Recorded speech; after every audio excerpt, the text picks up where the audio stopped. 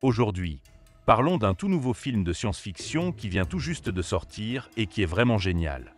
On dit que ce film s'est affranchi des fonds verts en utilisant énormément de visuels, ce qui a permis de construire un monde virtuel à couper le souffle.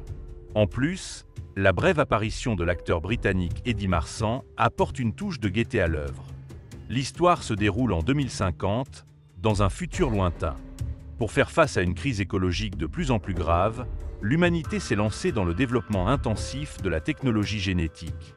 Mais au lieu de résoudre le problème, cela a provoqué une mutation massive des plantes et des animaux à travers le globe. Les riches vivent dans une ville appelée le château, tandis que les pauvres luttent pour survivre dans les terres désolées. La protagoniste, Xiaowei, est une petite fille issue du monde des pauvres. Elle est en train de chercher de la nourriture dans un marécage. Après avoir fouillé minutieusement, elle met la main sur une énorme pomme de terre mutante. Elle découvre alors une nouvelle espèce, une chenille multicolore éclatante. Une créature aussi rare mérite d'être étudiée. En traversant une jungle à l'odeur de pourriture, Xiaowei rentre rapidement chez elle. Devant sa maison pousse une multitude de petites plantes sauvages. Chose banale pour elle car les mutations sont désormais une norme. Elle écrase la pomme de terre pour en extraire le jus, qu'elle verse dans une poche avant de se rendre dans la chambre de son père pour le nourrir par perfusion. Paralysé depuis de nombreuses années, son père est un légume, mais son esprit est connecté à une machine flottante. Cela permet à Xiaowei de communiquer avec lui à tout moment.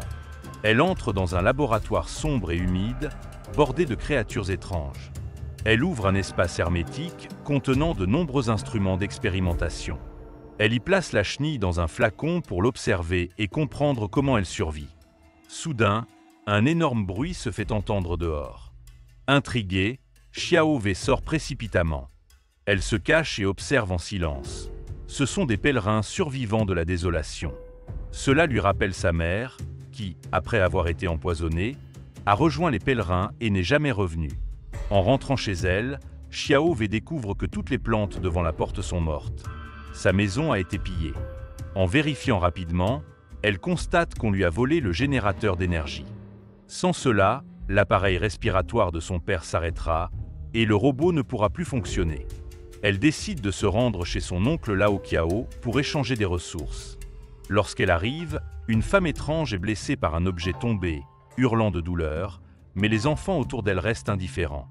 Lao Qiao jette un couteau au sol, ordonnant aux enfants de tuer la femme, expliquant que c'est une Yogur, une entité synthétisée par des cellules non humaines, donc sans besoin de pitié.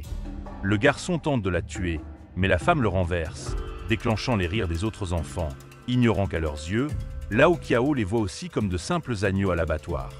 Une fois la femme tuée, plus aucun enfant ne rit. Dans ce monde post-apocalyptique, ils sont devenus insensibles à de telles scènes. Lao Qiao reprend son couteau et emmène Xiaowei dans une pièce. Mais un tel homme sans cœur peut-il vraiment aider son frère? Évidemment non.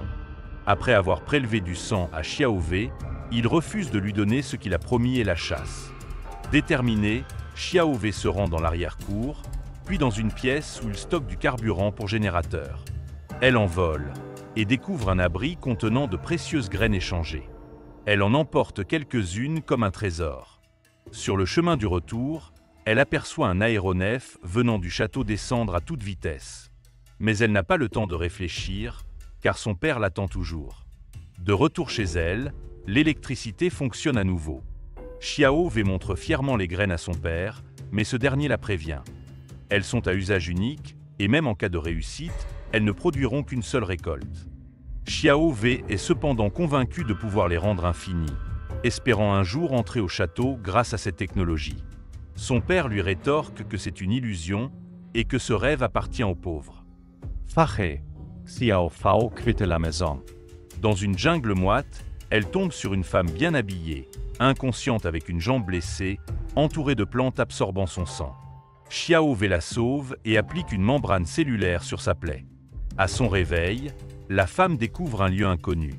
Elle tente de se lever, mais retombe à cause de sa jambe.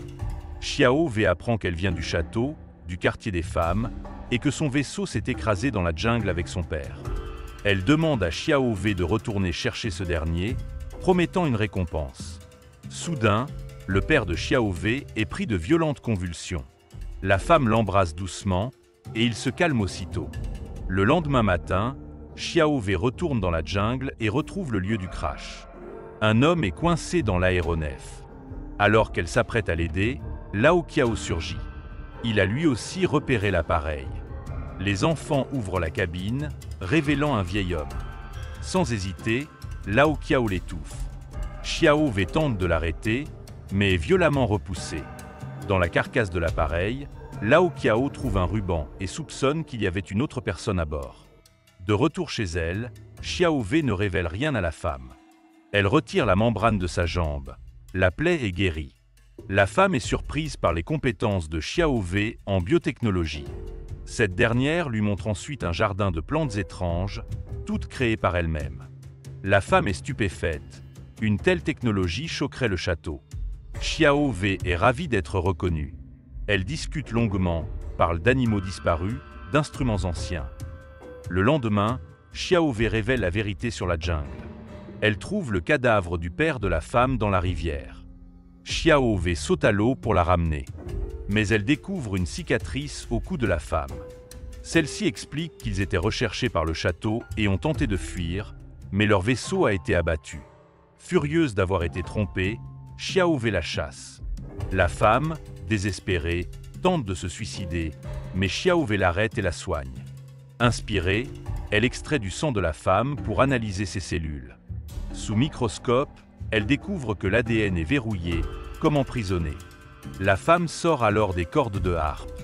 Elle explique que son père en jouait pendant ses recherches, cela aidait à se concentrer. Au son de la musique, l'ADN change, les notes agissent comme des clés. L'ADN libéré ressemble à celui d'une plante. Xiao Wei pense alors aux graines qu'elle a volées. Elle les absorbe et en met sur une lame. Les cellules fusionnent. Cela signifie que l'ADN de la femme est similaire à celui des graines.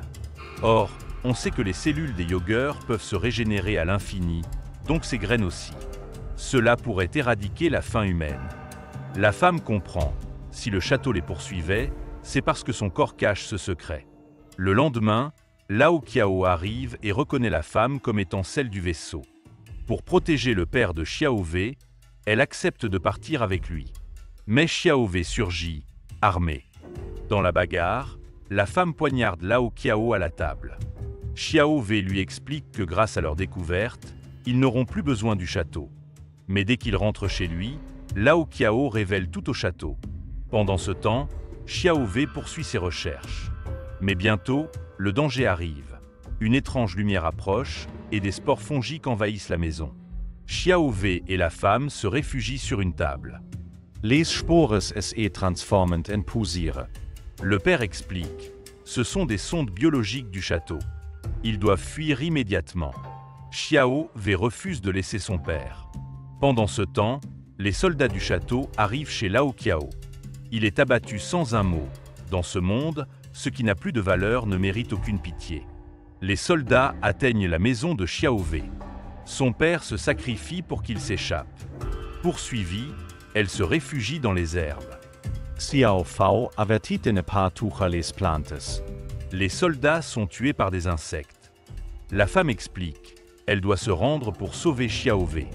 Cette dernière refuse, mais la femme l'endort avec ses cellules spéciales. Le lendemain matin, Xiao Wei se réveille dans un champ de feuilles mortes. Elle enterre quelques graines. C'est peut-être son dernier espoir. Les enfants survivants de Lao Qiao la rejoignent. Ensemble, ils partent chercher un nouveau foyer. En chemin, Xiao Wei suit des pèlerins et se demande ce qu'ils font de tous ces déchets. Après plusieurs jours de marche, elle arrive dans leur repère. Un immense amas de détritus où des pèlerins masqués vivent, debout sur une tour de déchets de 100 mètres de haut. Xiao Wei décide d'y monter. Elle regarde devant elle et aperçoit le château. Ensuite, elle laissa le vent emporter les graines qu'elle tenait dans sa main.